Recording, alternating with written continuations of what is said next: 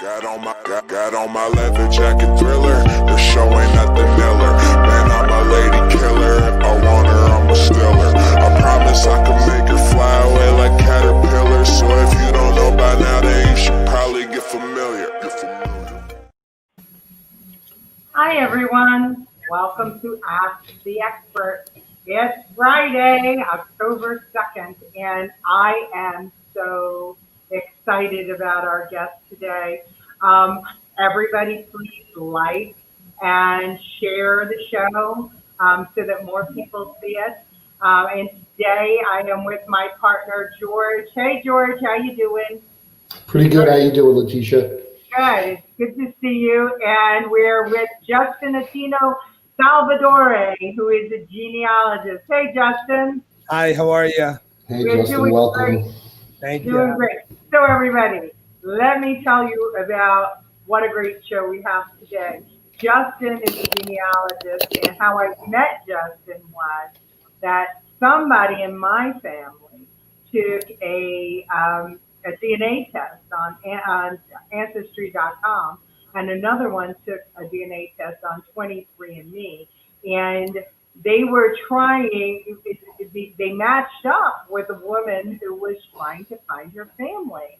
And so what happened was they couldn't get hold of my cousin, who was the person who took the test. And so they saw that I was related to him. And how they saw that I was related to him was because Justin was her genealogist, and he did all this research, and he actually put me in their family tree, even though I never took a DNA test. And they reached out to me on Facebook and said, hey, can you help me get hold of your cousin? Because we'd like to talk to him about the family. And I said, well, guess what? I'm the keeper of the family record. Give me a ring. And they did. And boy, oh boy, did I learn a lot about my family. Some of you may know, because it's in my Facebook, the old family photos, that my grandfather on my father's side was an orphan. And we didn't know a lot about my grandfather on my mother's side because he told us that he was born in Sandusky, Ohio, while Justin peeled back the layers of the onion to help his client. And in helping his client, he actually wound up helping me find some of my family. So I don't want to take up the whole hour because I'm really excited about this. But I want to tell you something that I learned from Justin. Justin's going to go through this with us. You think that taking that DNA test to find out if you're, what ethnicity you are, well, you get your report and you learn that you're North African and Italian or Irish or whatever, and you're done. Well, that's not true. What happens behind the scenes is that those reports are used to match you up with a whole bunch of other people who are looking for their family. And if you don't log back in, you'll never know it. And even if you do log back in, there are pitfalls there because you get depending on what you're using, you get little hints about this might be your family, that might be your family, and that might not be true. And you might be going down a path of building a family tree that's not actually your family. So why we're having this show today is before you even take that test, call a genealogist like Justin and let them help you and tell you how to do it, because not only do you pay for the test, but if you want to be a member in any of these groups, there's a monthly charge. And if you don't build your tree right, it could take forever. So without further ado, Justin, tell us what you think. You give us some recommendations for some of our people out there about, how is the best way to start looking for your family. So whether you know your family or you don't, it depends on what your goals are. A lot of people get these tests as like a Christmas gag, and they think, okay, I know I'm, 100% Italian or Jewish or Irish, English, anything like that. But what they don't realize is that every day you're getting matches.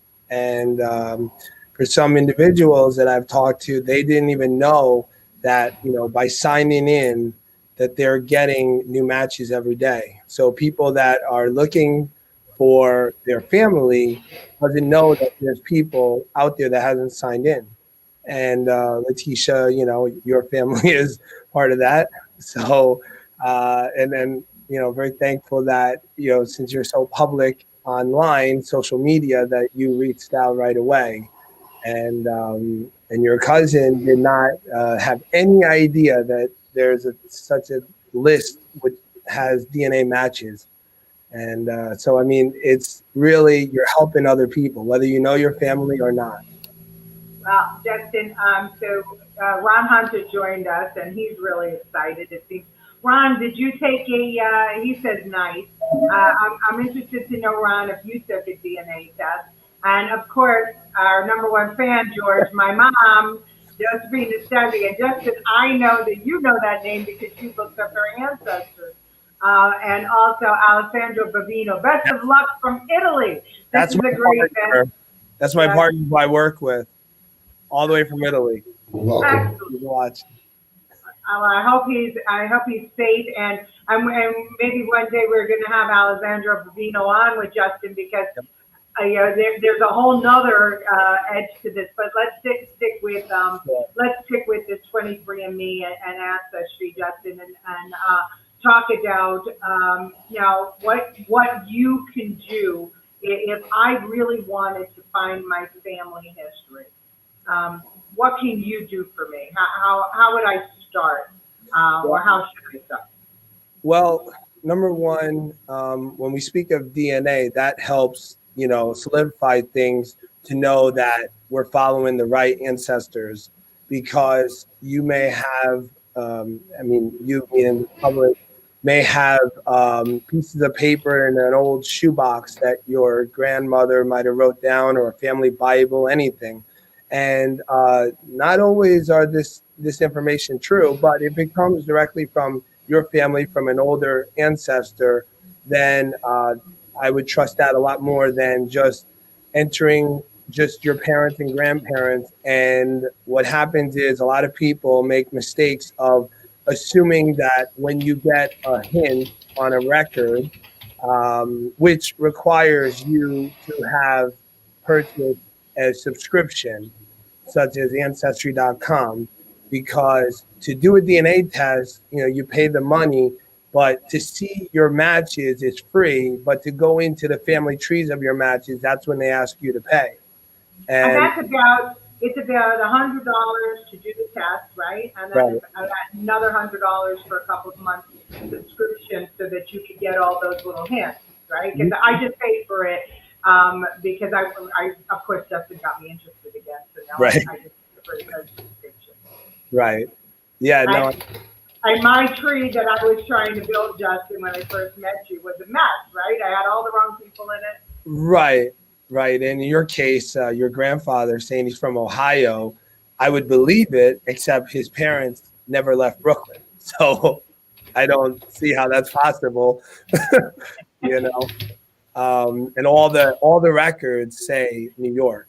So in your case, but the other thing is that when you take a DNA test, you are opening a can of worms for things you may or may not like, such as you could find that you have, family that you never knew about, or you could take it as a real positive thing. Everybody takes it differently. These things happen in the past that we don't know about. And the people before us, whether they're old now, still alive, or they have passed, they took those secrets with them. But DNA never lies. No matter what, even if you think you know who you are, take a DNA test, So, I mean, what else do you want me to? Well, and that's the thing that's really important. When I built out what happened to me. Just a quick story. Back about 20 years ago, I built out my family tree, and then that was before there was DNA. So I spent years, and I explained this to Justin. I spent years going back and looking for people. And then what happened was, because they changed the format, they wiped out my tree and all my records were gone, even though I was paying my subscription.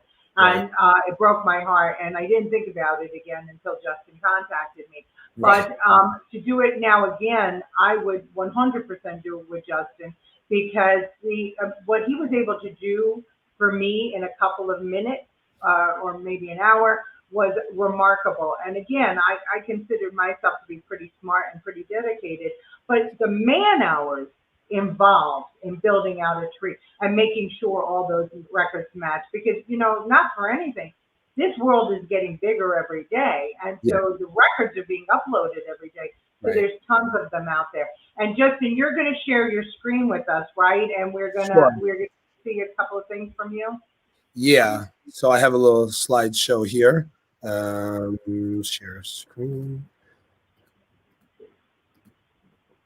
Justin, before you jump to that, so you would recommend getting the membership for Ancestry or 23andMe? I mean, if you want to pursue it yourself, but the thing you have to know is that if you know where your family's from, the general area, you've got to look for valid, documents, actual, official documents, first in this country, to verify, where that birthplace may be, whether Italy, it'll be specifics. For example, a lot of people, Southern Italy, will say they're from Naples, but really they're from smaller states in Naples. So it's more the fact that you need to be able to know exactly the town. And then when you start putting in that information, you're going to get hints. And the reason is a lot of records, for example, on Ancestry, who has the most records right now, has indexed a lot of records, but they're not necessarily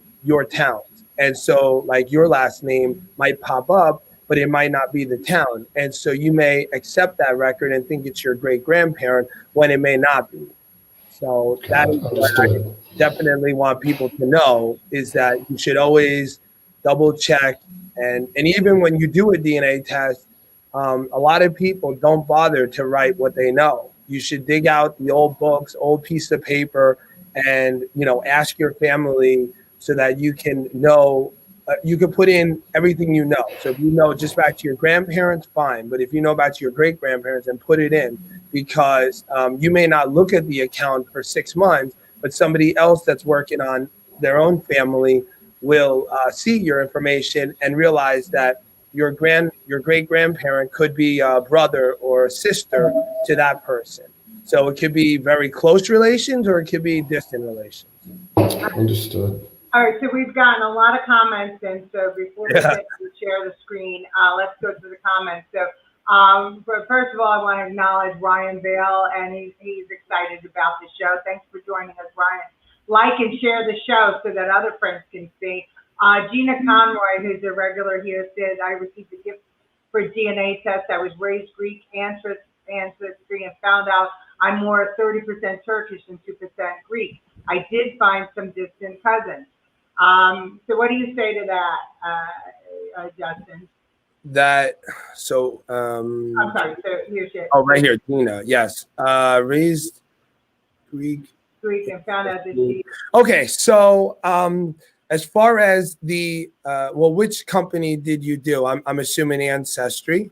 Found out my ancestors fled Turkey to Greece. She said, in her follow-up. So she said she found some distant cousins, but again, that could be, unless you really put in the work, we don't know if they really are distant cousins, right? Well, to answer, Newman Padavano says, in my case, I was 59% Irish until last week, and now I'm 64% Scottish. Wow, my mother's father and his family came here from Scotland, so I know that's true. On my dad's side, his mother's family came from Ireland. It's very strange. I have 1 million third and fourth cousins according to Ancestry. I don't use this to find anyone. I'm not interested in collecting distant relatives. I was curious. My son used 21andMe, I guess 23andMe, and he came up 46% Irish. So first to Gina's question and also to Peggy, when you're dealing with, wanting to know about your ethnicity, understand that the technology is changing all the time. Your DNA doesn't change, but all these companies have their own algorithms, their own ways to interpret the results. So as time goes on and they are testing more people, this is a reference population. It's an estimate. It's a percentage. So for Greek ancestry, since they're Mediterranean people, just like Italians and Turks and everything like that, Turkish people and Greek people are kind of in the same reference population according to whatever company. In other words, they group them together. So you have to know about the history of the Greeks and the Turks, and they're very similar people, genetically speaking.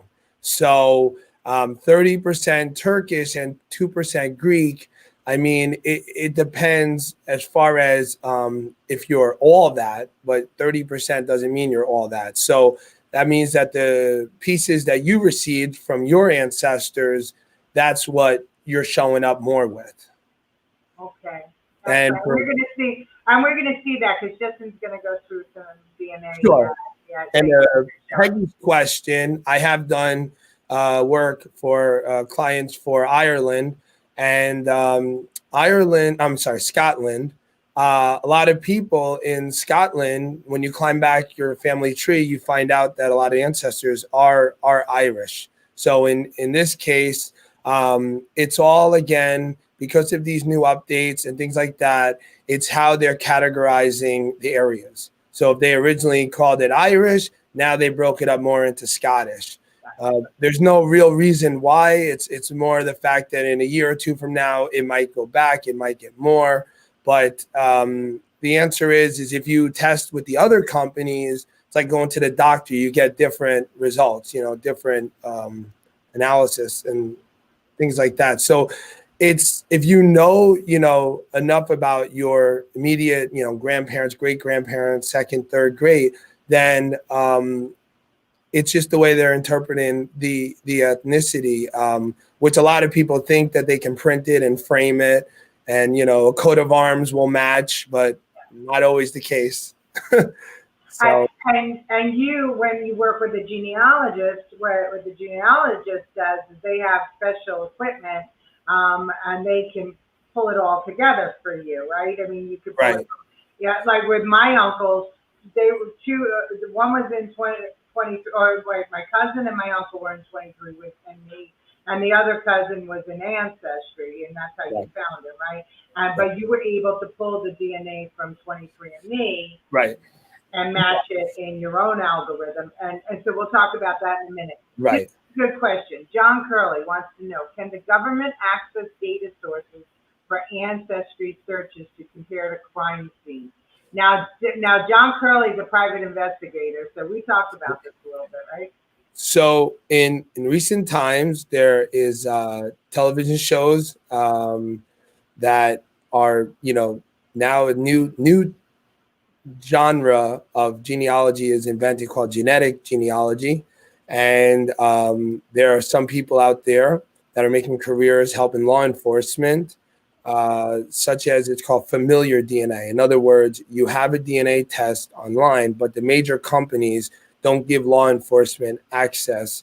And if you upload your DNA to third-party websites, for one that I recommend called gedmatch.com, I'll state something here. If people are against having law enforcement help, to help law enforcement, then you may, be against it. But if you didn't commit a crime 30 years ago or whatever, a really bad crime, and it's an unsolved case, then I don't think you have anything to worry about, because what they're doing is that they have DNA from a suspect, and forget about fingerprints. It's all in the DNA. And what the law enforcement has done for many cases over the last 30, 40 years, however long it can stay, they've frozen, they freeze the DNA, and they waited all these years until the technology has caught up. And now they're able to take that DNA and make a profile, uploading it through a company like GEDmatch, and they're able to get a list of people.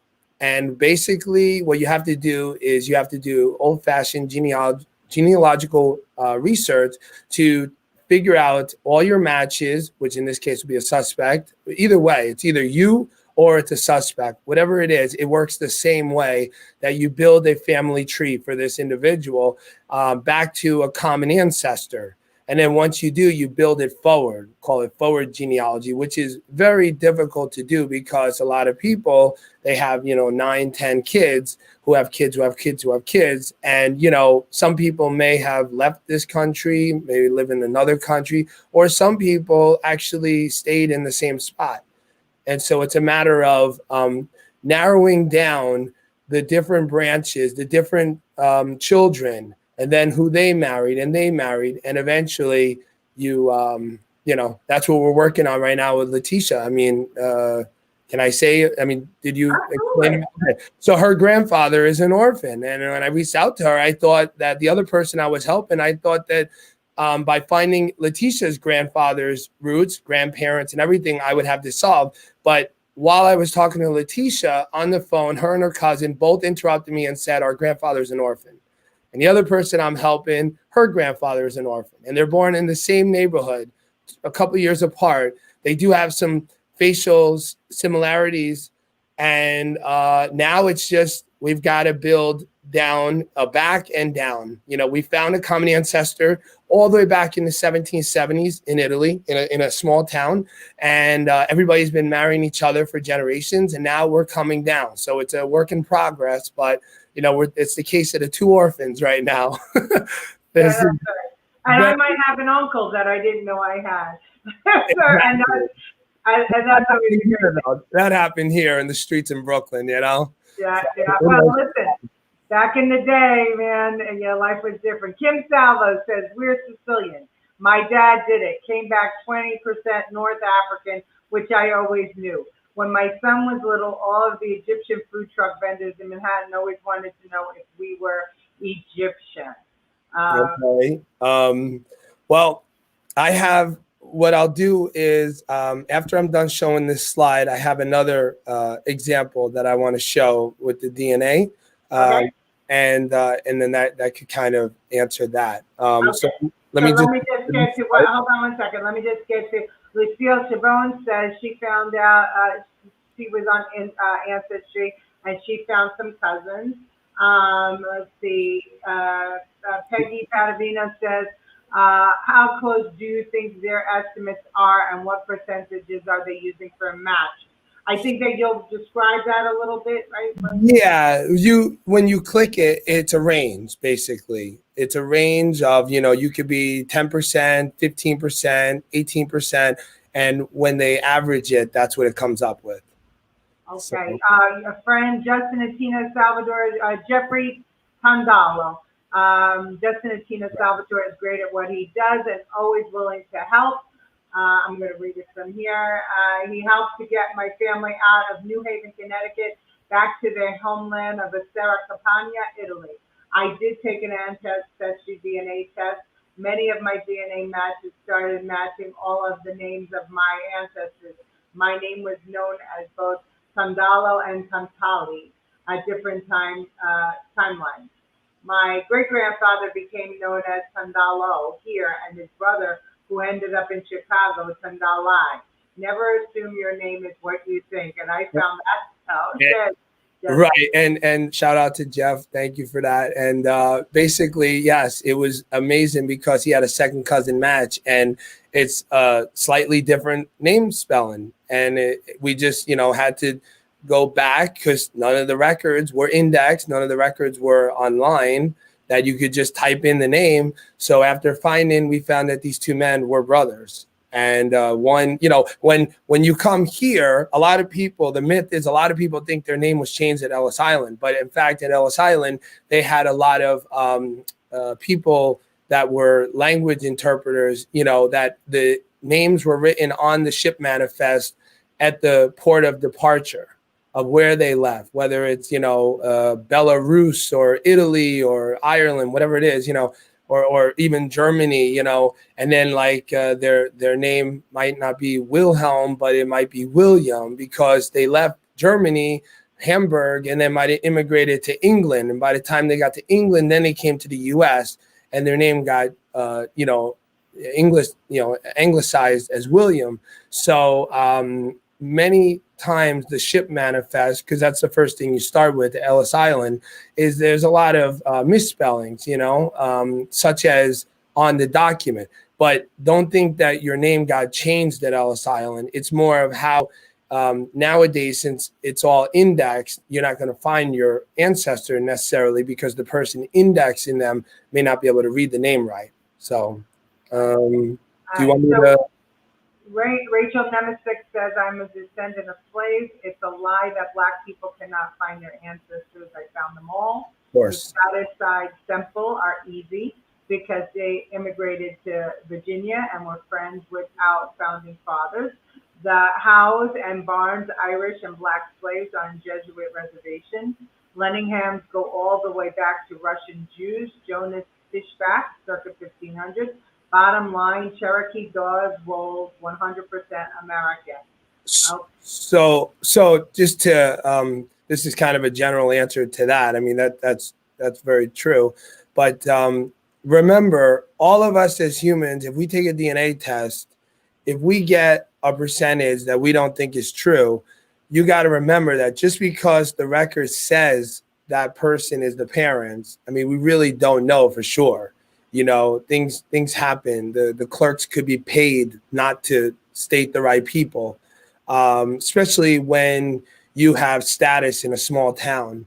You know, like in Italy, for example, your ancestor is listed as a Don. That doesn't mean that he's in the mafia. It means that he was a sir or, you know, a gentleman. And honestly, there's a profession that a gentleman, meaning they never have to work a day in their life. But many Dons are landowners. And the bad side of things is that when a person is a Don and they have land and there's women working on the land, he can do whatever he wants with that woman. And when it comes time for the woman that she's pregnant and she has to go report the baby, the clerks are paid off that they don't have to list that Don who so-and-so is the father.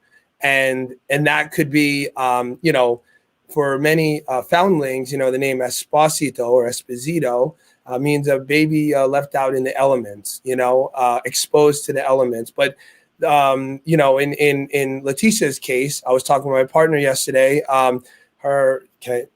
Did I know you're like, since your mother is on here. So the name Nastasi, the explanation that we can give is a guy just thought of the name, thought it would be cool.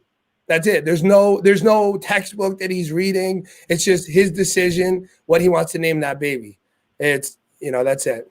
I just want to say something. Well, first let me acknowledge Connie Delfino is your cousin, and right. You helped them clarify so much about your family, and he helped me clarify so much about mine. So you just said something, and I don't want to go off on a tangent on my family, but you know, the one thing that Justin told me was that Nastasi is a Sicilian name, but right. My grandfather was born. It was. No, we have descendants of your family that have tested, and there's no traces of any Sicilian ancestry. So he was born in Naples. Yes, it could be that, you know, one of the parents, but when you're an orphan, it's usually a midwife that is reporting you to the town hall, and then after that you're assigned to an orphanage. You're sent to an orphanage, and whatever happens there is, you know, I mean that's the next step. That's the next step. No. And the other thing is my grandfather was taken in by Esposito, right, or Esposito. Right. Yeah, so that could send you on a whole new tear. So right. Poor Justin right now is trying to piece together a family with 3 orphans in it. Right? Well, 3 orphans? Possibly more, but yeah. Yeah. There's a lot of things happening in Naples in the early 1900s. That's what's happening. Crazy stuff. Okay, so should we get to your screen, Justin? Yeah, and I just want to add, so if you get the records like we've got, the biggest thing is that the records, even if you go to the country, like say Italy, you will not, there's no document on earth that's going to explain like, oh yeah, this is really the parent. You have to go to DNA research. You have to build out your matches family trees. That's what it is. You have to make a decision if you're gonna, you know, spend all that time or hire a professional to say, look, I'm at, you know, at an end. I really want to figure this out. So like in Leticia's case, your case, what is your real family name? You know, that's a mystery still. Right. So so anyway, so I'm just So get your screen ready, Justin, and then I'll share it. can you see it? Yeah, got it. Okay, so I'm gonna go through this pretty quick. So, when you look at it in this view, you realize that you come from 2 people, who come from 4 people, who come from 8 people, and it just multiplies. And all your matches are living back here. They're the offspring and the descendants of the siblings of all of these great grandparents, whether you know them or not. And that is why you have to be sure that you're getting the right records. And the best part is that when you do go back a few generations and you scroll through your list of matches, you will start seeing people that have that name that they carry. The name of your second great grandparent. Had a client the other day tell me that the research I did for him explained that a 4th cousin that's listed has that last name of his 3rd great grandparent. So that's proof that the record hunting and the research that was done is correct. So that's another way to tell. Also, when you're adopted, you'll see a pattern of names and you'll say, okay, something's up here. I must be close related to this, or I'm close, or I'm further back, but somewhere everybody in your list is there for a reason. This is a little joke that we like to do. Normal DNA, the double helix, which means you have mom and dad, and you have different, these are all basically proteins, and one strand is the mother's side and one strand is the father's side. And what this means is in between is a lot of people ask, well, if my sibling took the test, why do I have to? And the reason is because you get different parts of mom and dad. And just to scroll through real quick, which I think I have right here, this is an example. So if you can see this, if you have the red and the green, that's the great grandparents, paternal side, maternal and all that. Like I said, 8. You have 8 great grandparents. And so they, 50% went to your grandfather, but then to your father, he could have different pieces. I don't have an example. I have to find another one with the siblings. But the siblings, in other words, you're all getting different pieces. And so when it comes down to the next generation, they're getting pieces of now the mother. So the rule is always to test people that are older than you, if possible. Anybody, you have an aunt, an uncle, anybody, a first cousin that's 10, 20 years older than you, they could be having more DNA from the people you're trying to look for. If you're just trying to figure out if one side's Jewish, one side's German, and this side's Italian or Greek, whatever, then you want to know, okay, then I want to test my father's sibling, because then it'll just be narrowing down to this side rather than this side. Right. So, but anyway. Yep. I never knew that. That's wild. Yeah. Peggy wants to know, and you don't have to answer this right now, but we'll answer it in the comments or later. She wants to know if we could use the DNA to track down descendants for an estate settlement. I've actually done that. Yeah. Me and my partner in Italy have done that. Yes. Yeah. In fact, I've actually done it too. I got a call from a forensic agency that said we need to get a hold of this person because they're entitled to their father's money. And all the son knows is that the brothers came to visit once when he was little, found out his father had children from a previous marriage, and that's it. He never saw them again. And so what I had to do was I had to locate these 2 people and figure out, exactly where they lived, and, they're living now and things like that. But there was no DNA involved. That was just genealogy that I had to take a name and, and run with it. And then they wanted me to be the marshal to go into a not so nice neighborhood to go and tell this person. So I backed out. I'm not a marshal. So they got an actual law enforcement officer to go knock on the door, and that's the rest of it. I mean, to get a notice on your, that your father has passed and you have a sum of money, it's a pretty interesting thing to find out that your brothers, who you only met once when you were a kid, but that's one case, you know, and then other companies don't even, I mean, I wasn't even involved with the person. I was doing this for the company. They just said, here's the person's name and here's what we know about them. They gave me a little paragraph and that was it. And so it was pretty interesting. It was pretty interesting. I do enjoy doing that. I hope more companies will reach out to me for that because you don't really have to have DNA research to do that. I mean, it helps, of course, but hopefully that answers that question. You also asked how much it costs for you to do a family tree. So what I would suggest, I don't want to get into too much pricing here. I would say to contact me directly because everybody is a case-by-case basis. First, I got to know, you know, what the scope of your research is. What are your goals? So I always like to find that out because otherwise, you know, if you just want a regular family tree, then, you know, you can go back to great-grandparents, great-great, depending on what you know. And again, I always have to check from starting with the individual to go back to make sure everything is right. And then if you do DNA, in some cases, like some individuals that I've worked with, they wanted to know about their family. And just one generation back, we discovered that their parent is really not their parent that raised them their entire life, you know, and doing a DNA test changed so many things. And it's like, all right, well, if my parent is my parent, then who is, you know, and then they get that curiosity. But a lot of times it's a roadmap. It's already paved for you with certain of however close related you are to another person, whether you have a first cousin match or a second or even a third cousin. You know, we've solved cases even back as a third cousin match is the only highest person.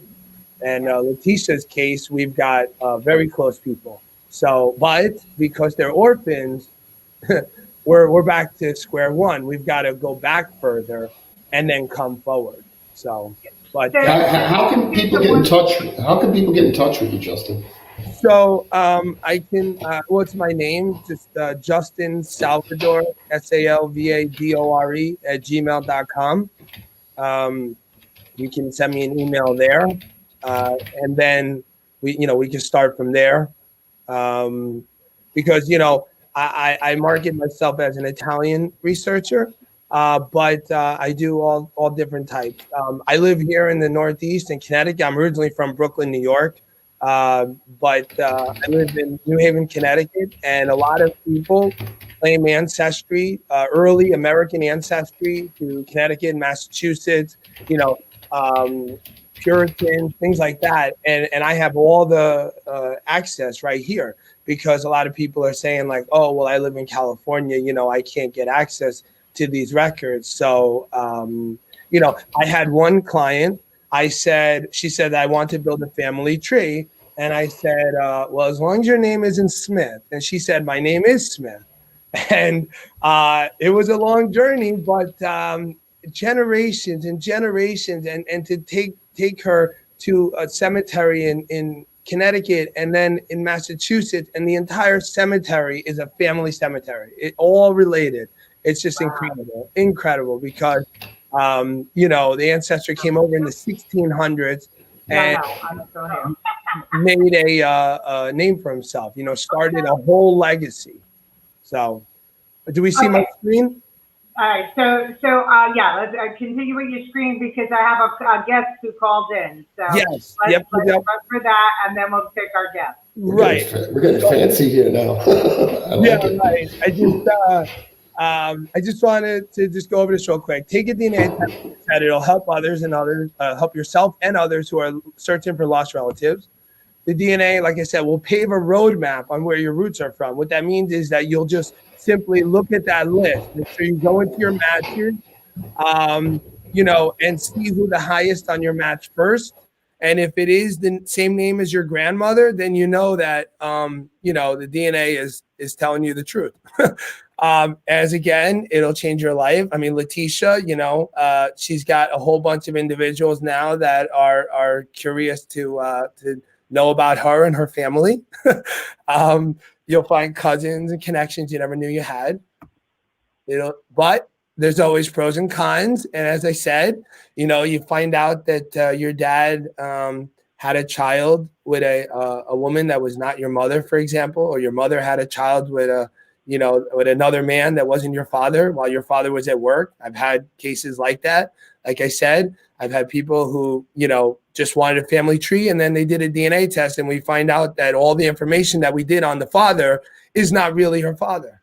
So that's why it's a very serious thing. It's not just a gag thing, But remember, if you're saying, I don't want to do a DNA test, just remember that at least 10 of your cousins have done it on different websites, different companies, or plan to do it when there's sales. There's sales like around Christmas and the holidays and things like that. And, I know people that have given 10 DNA kits as stocking stuffers. But, whatever the results are, that's what you have to deal with, and some people may not care, and we always say, know your DNA dirt. It's the root base of your family tree, like a great wine. So there's that. Just to give you a quick little 2-second thing here. For my ethnicity on Ancestry, I'm 100% Italian, even though I am told I look Turkish, Syrian. I do have, Eastern European roots because on my father's side, they're from Northern Italy. So there's a lot of wars going on. One of my towns became back part of Italy after World War I. So before that, all that area was considered Austria. So just because the record says that my name follows and all my ancestors doesn't mean that, genetically that they are so-called Italian, because Italy is a new country founded in the 1860s, really, that were, ununified states that were brought together, kind of like the United States. So they put you in these genetic communities to kind of give you an idea. So I've had adopted people take the test and boom, you can instantly know where a high concentration is. This is the new update, which somebody was asking about. It changed. So as you can see, I was 95% Italian, and now I'm 48% Southern Italian. And that's because they broke up the North and the South. And now all of a sudden, I am 19% Albanian and Greece. So to the other person that was asking about Turkish and Greek, now they're considering, Greek, Turkish, and Albanian ancestry all in one genetic community. And they're considering Cyprus as a separate community. 23andMe gives way more detailed, but then they give crazy things like broadly Northwestern European, which really doesn't mean anything because there's such small amounts. But then, Arab, somebody was asking about Egyptian. I'm Sicilian, and I've got 0.5. And there's a reason, and mainly is because all over Italy, especially for Italy, for example, there was a lot of slave trading. We found records as late as the early 1600s that slave trading was still going on. But in the 1400s, 1500s, that's all it was. A lot of people get a family coat of arms. They think that, their name Russo is really, every Russo is related, but really a coat of arms is just a novelty thing to say that some people with that name in history did some heroic things, but it doesn't necessarily mean you are descended from the same family, such as if that Russo family is from the North and you're from the South. There's no way to really know. My heritage is the cheapest of the companies. Any place that you test is going to give you DNA matches. But when it comes to ethnicity, it's, I don't want to bash them, but they have their own way of interpreting. And some people are happy with it and some people are not. So as you can see, I'm Italian, and then I'm South Italian, which doesn't really make any sense. And then Middle Eastern, whereas, 23andMe gave more detail. But again, this is all with a grain of salt. None of this stuff is 100%. It just means that when they tested people that are full Egyptian, I got 0.5% in common. That's what it means. And when you get your matches, it'll show a number called a centimorgan. which is CM. The higher the number, the closer relation you are to the other person. So there's a chart online, autosomal, which means mother and father side combined, because they have a Y DNA test for males that just looks back the father's line. And then they have a mitochondrial DNA test, mtDNA test, which looks at the mother's line. So the ones that the major companies do, 23andMe, Ancestry, MyHeritage, Family Tree DNA, all are doing autosomal DNA tests. So that means that you don't know if your match is on your mother's side or your father's side. So you've got to determine that first. But by looking at a chart like this, which you can easily Google, you can see the number range. So 1800 can be a half sibling, and the range can be 1783. But if you have somebody as a seventh, eighth cousin, they can be as low as like 12 centimorgans. Or even on the half side of things, you could have a half.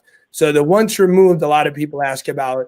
Your first cousin is, your parents' first cousin is your first cousin once removed, because you have to climb up a generation to your parent, and so on. So looking at a chart like this kind of explains it a little better.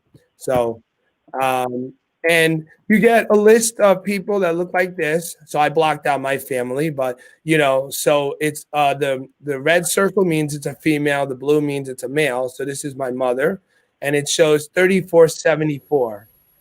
And right here, if you go to that chart, you'll see that 3487 is right in the whole range as a parent. Right. Where you can't have. You could have you can't have half a parent. You have to have, a parent that or you don't know. Close family, 1900, 17, 16. These are grandparents and aunts and uncles. And that number would be half if that person is a half. Then if you already done some stuff, there are other websites like geneticaffairs.com that allows you to interpret all of your matches in a cluster, which is a visual way. So it basically groups everybody in clusters. And so the clusters represent different ancestors. So this could be your mother's side, and then this big one could be your father's side. And this could be grandparents and great-grandparents. And it gives you a list that looks, do I have it? Nope, I don't have it, right? Yeah, right there. That gives you a list of a cluster, and it tells you how much. It's all about the centimorgan. You can't go by what these companies say as a first, second cousin, because they can't interpret half relations, and of course, once removed, twice removed.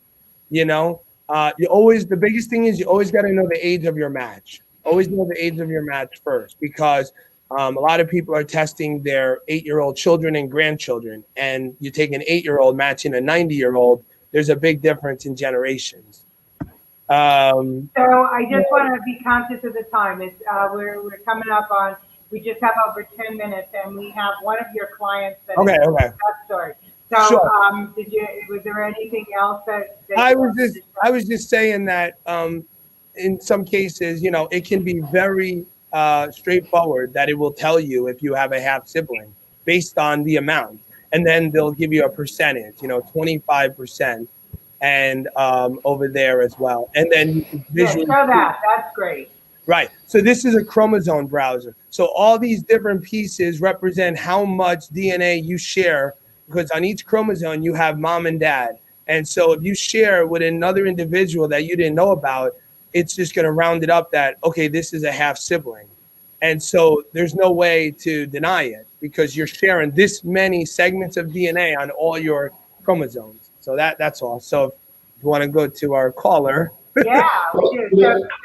So there's just one more thing. So my new cousin, Diana Tripati, is joined us. So much information.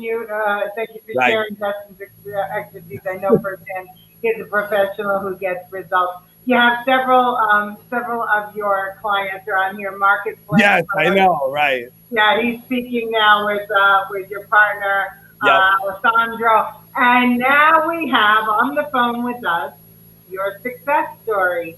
Right. Nancy, thank you for joining us. Say hello to our viewers. Hi, everyone. Hi, Nancy. Hey, Nancy. Nancy, you can hear them? Barely. Barely. Okay, I'm going to try and figure out how to make this work because my microphone and speakers are in two different places. Whoop! Hold on. It becomes difficult. Wait, hold on. No. Hang on 1 second, Nancy. Yeah, we've never taken a call in before. This is exciting for me. No, this is exciting. Well, Okay, if I could, I'd have her sit next to me, but I think I have it now. she's Okay. calling from New Rochelle, New York. All right, so Nancy, tell our viewers why you hired Justin. Well, why don't we show her? All right, show her. This is I why. can show her.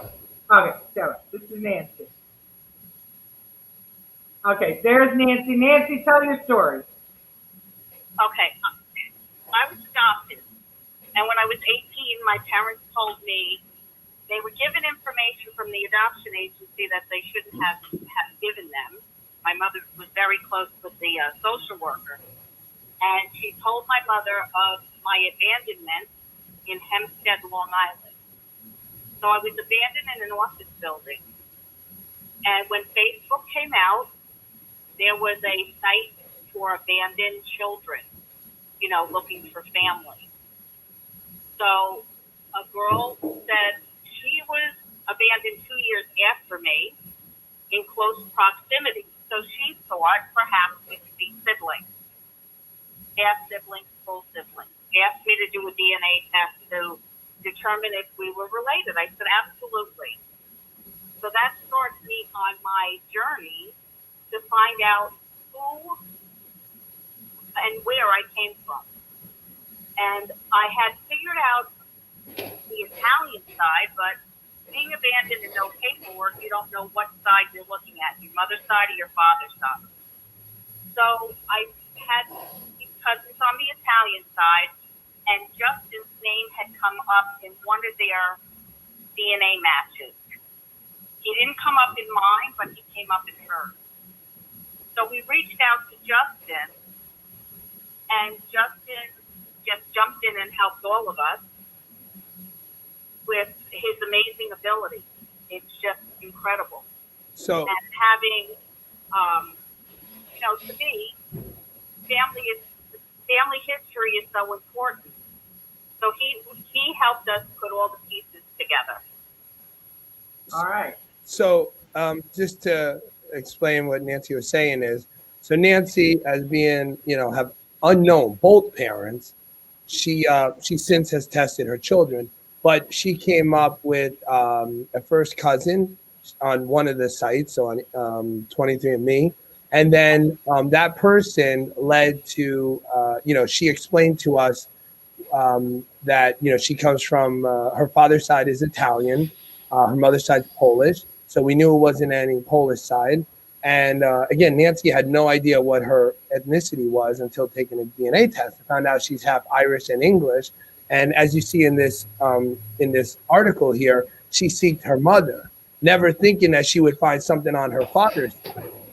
So so what happened is this person that's a first cousin explained that she doesn't know too much about her first cousins and all their children.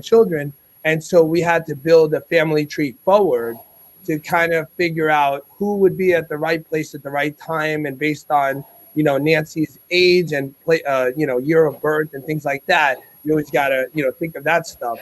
So she basically, I encouraged her to call up this person, actually the brother, and say, would you be willing to do a DNA test for me? Which, a lot of people get these calls and they think it's all scams, but this person was very happy to help, which we were, forever grateful for. And since then, his sister took the test. And as you can see, the sister confirmed. We were waiting until the sister came back. And there we go again with that. I told you that 1,800. So if it's a full sibling, it would be, say, 2,800. And as you can see, you could compare the estimates. And so Nancy's got 33% Italian, and this woman's got 94 because she's 100% Italian. And then what a lot of people don't know is that if you click this little button right here where it says share DNA, Ancestry will give you a percentage and possible relationships. So again, you got to know the age of your match. So this woman, Nancy, is what do you call it? She's older than her. And so it can't be a grandparent. You gotta know the age of the match. So, and it was, the other thing is that since she had a first cousin match, some people may think that it was pretty easy for Nancy, but how do you know? The first cousin, her father is one of 8 children. So they have children who have children who have children. So it was not that easy. We had to narrow down the lines. And the way we did it, without asking all of these relatives to take tests, is we had to build the family trees for all of the spouses of this first cousin's, father's siblings. His brothers, had to figure out his brother's wife. Well, she was, this part Italian. So we had to go build her family tree back a little bit. And we found no names, no family names, no shared places in common. So you cross them off, and then, you just keep going on. And then when she reached out to these 2 people and they took the test, also it's always good to look at people's faces. Sometimes you resemble people. And in this case, Nancy and her half sister, Rosemary, there's no question about it. They definitely look, like sisters. They look like sisters. And they don't even consider themselves half. They consider themselves sisters. And I was there. I came to her house to witness that first encounterment. They were talking for months on the phone, but Nancy, the type of person she is, how wonderful she is, that she threw a big party for this woman and her husband to come. And, I was there to see that first hug, and all that work, all that time, everything, tears and everything of joy. But as I said, some people are not happy with their results. They're not happy to find out that their parent, had another child without, their, nobody knowing about it. And sometimes even the family may give false information. Right. So Justin, I just want to ask Nancy. Nancy, is there anything that you would recommend to our viewers if they were going to go through this process? Do you have any suggestions for them? I just say get as much information, concrete information from your family to put in your tree. The more information, the easier your research becomes. And you just can't take from just anybody's tree because it just be taken from another tree. The information is wrong. So I always say start your information on your own and put as much as information from your family that you can possibly put in there. Justin was he's amazing at what he does. Yeah. Sandro got information from Italy, and I can't thank them enough. Like, to me, he's family. Hey, me too, and I just met him. Okay, Nancy, we're going to let you go. Thank you so very much for calling in and letting Justin share the story. I appreciate him. You can't even say enough of how That's a great story. And then Alessandro for all they've done. Thank you. So, thank you very much. All right. Hey, Justin, on the back of that, I have a question for you. Well, I don't know if it's on the back of that, but curiosity has me. Have you ever engaged with a client that found out they were married to someone they were related to? Well, yeah. Without knowing it, I mean. Without knowing it ahead of time. Without knowing it, yes. Actually, I have... Yes, yeah, actually, somebody that's been with their spouse since they were kids, just for fun, did a DNA test, found out they're cousins. So it didn't change anything. They're not divorced. Yeah, of course. You know, We're Italian. It's okay. yeah. No, but it's because the two families, you know, they're from the same town, going back further. But nobody knew it. Nobody knew it. But just to also to add, for some people that may be adopted that are listening, Nancy was given the name Nancy to leave the hospital. There was no note. There was nothing. The nurses named her that. She was a baby Jane Doe, and it was all in the papers for weeks. Police was asking if this anybody would claim this child, you know, and so a lot of people think that just because your name is this, that's what your parent wanted you know to be named. But in some cases, it's not the case. So, you know, whatever your name is your name. And you do have the right as well to change it if you're not happy with it. So. That's wild. Yeah. And it's interesting. It's interesting to me, Justin, because I want to bring George into this a little bit. Yes, please. Now did you find somebody with his same name in another client file? Yeah. So I don't know if that person is watching or if they will watch later, but I'm sure they're going to call me asking me all about him. Whatever information you need. Passariello is my partner. Right, Passariello. Yeah. So, I mean, you know, his family's from New York, whereas a lot of people with your name wound up in Connecticut as well, New Haven. A lot of people don't know, even though I'm from New York, born and raised, doing my own genealogy, I've discovered I have hundreds and hundreds of relatives here. And now since doing a DNA test, it all adds up. You know, every friends, colleagues, everybody that I've dealt with living here half my life, which, you know, I still go to New York as much as I can. You know, 2 hours is not going to stop me. So, everyone, I just want to, we're over our time, but it's fantastic.